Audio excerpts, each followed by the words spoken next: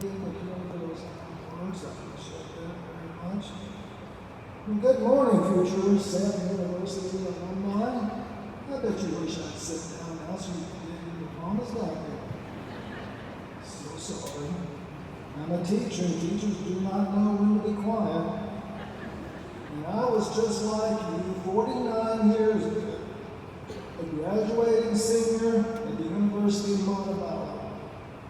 To place things in perspective, in 1973, gas cost 39 cents a gallon. The average price of a house, a 3-bedroom, 2-bath, with a yard, $30,000, and a large new car, fully loaded, $3,500. Get this, my total tuition, room and board for 4 years at the University of Montebello, with no scholarships and no academic aid whatsoever, was $4,000 for 4 years. Parents, don't you like that sound? Yes, I was sitting where you are right now 50 years ago. And you know what? I have no idea what our commencement speaker said because it was so incredibly boring. I am sure I heard some A's, ands, these, odds, and whats, but otherwise, the speech left no impression on me whatsoever. I hope that what I'm about to discuss with you does have an impact on you. It only takes about 8 more minutes.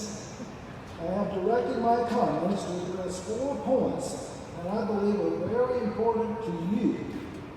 So all you need to do is capture one of the 4 points, just one, as your favorite and hold on to it for the rest of your life. Then someday if you're up here giving a commencement address, you can say, I remembered some of my commencement addresses at the university. Point number 1, investing. Oh, yes. Why do business majors have to make all the money? Yes, they were very well trained in the science of investing, taxes, accounting, and marketing. Look around. These are future CEOs, managers, directors, auditors, teachers, school administrators, and family life practitioners. You can get rich too. Yes, please know all of you, that being rich is not the most important aspect of a good and worthy life. It is not. But as Jimmy Stewart so eloquently said in the famous Christmas classic movie, It's a Wonderful Life, money sure comes in pretty down here, bud.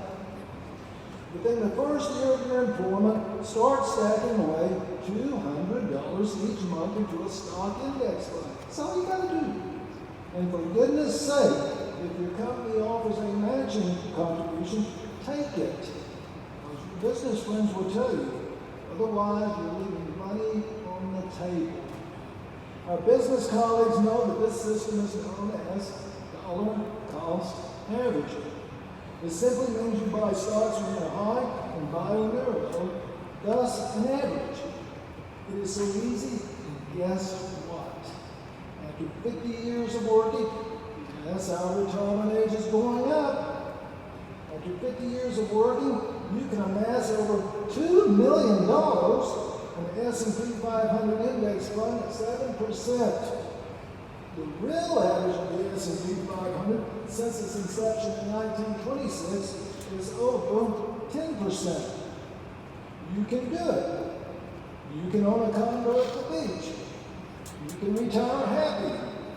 You can donate money to very needy charities. You will make so much money, my education friends, that your business friends over here will come to you someday maybe and ask you for financial advice. Point number 2, gossip. Watch out when you begin working for small businesses, huge corporations, schools, clinics, and so forth, for the evil called gossip. Gossip is the enemy of light and integrity. You will have colleagues tell you things about others in the confines of your office or in the hallways or on social media. It is a temptation because that is juicy information.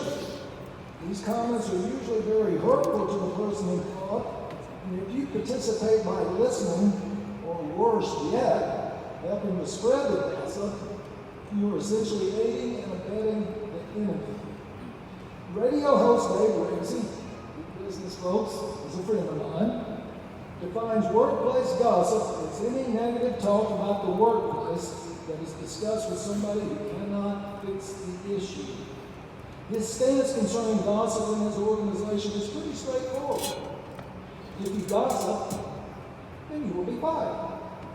I agree with this approach and wish that other companies and schools would also adopt this policy. Gossip is two-faced. Talking about people and situations behind others' backs will almost never have positive results.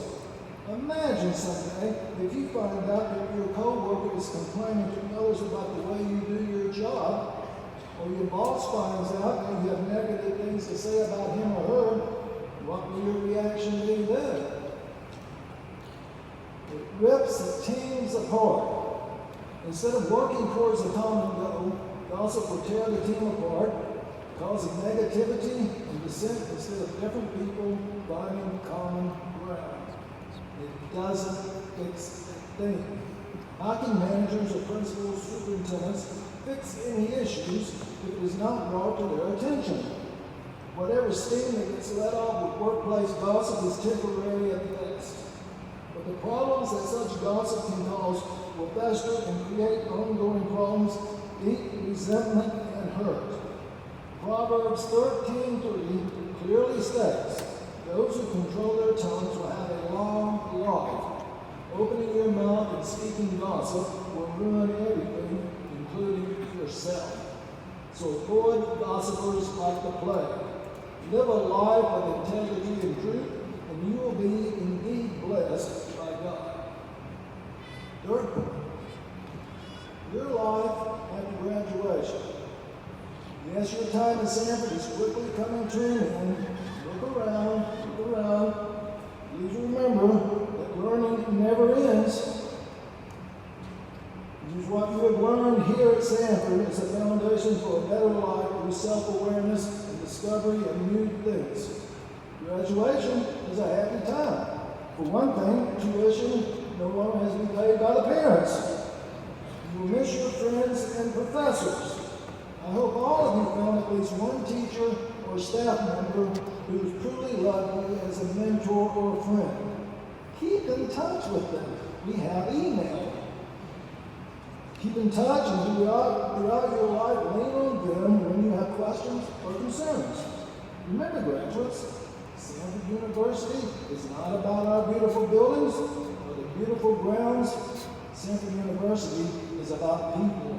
And remember, your mentors from Sanford will never forget you.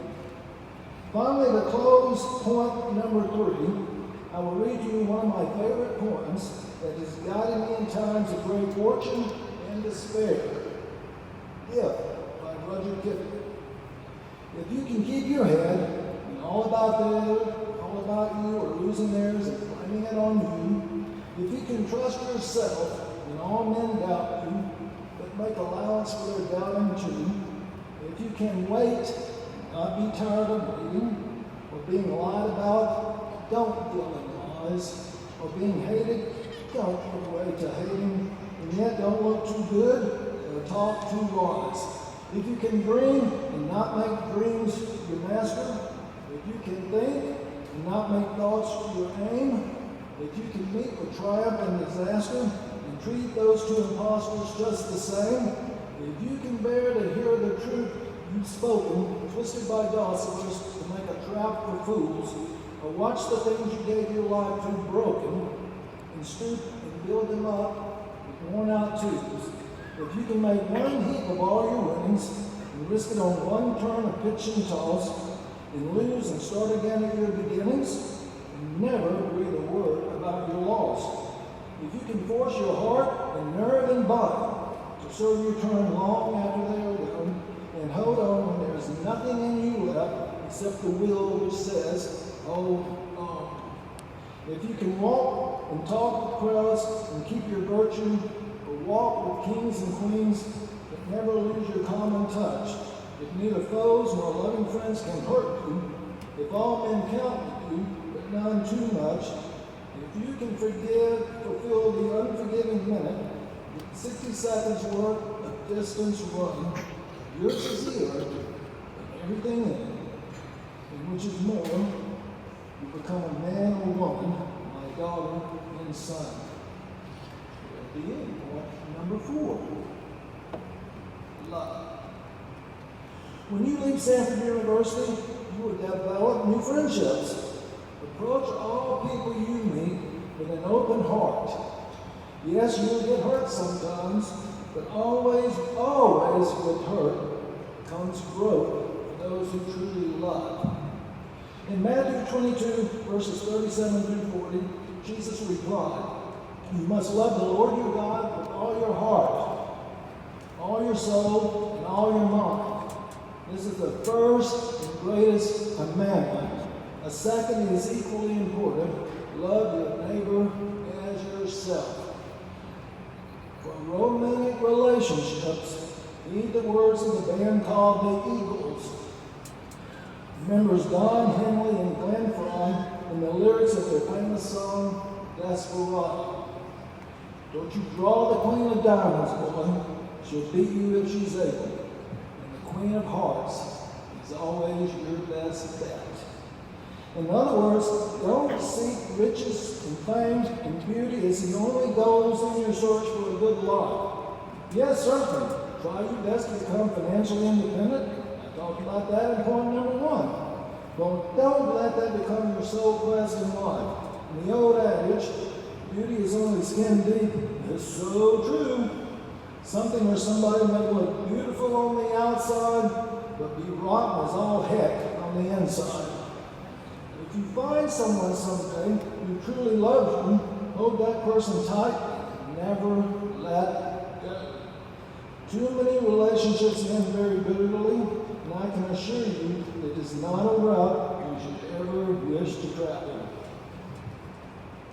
The Bible speaks of love in 1 Corinthians 13. Though I speak with the tongues of men and angels and have not love, I am no more than a sounding brass or a tinkling cymbal. And now abide faith, hope, and love. These 3, but the greatest of these is love. Stanford graduates, it's your duty to change the world. In the song Get Together, the Yardbirds sing, if you hear the song I sing, you will understand. Listen.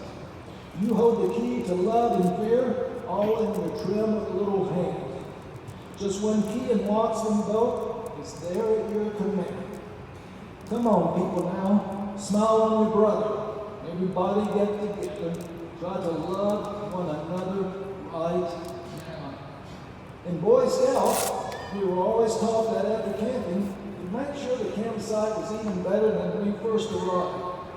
Therefore, it is your job to make this world a better place than when you arrived. Please do it with love and not hate. Congratulations, dear graduates. Now go change the world.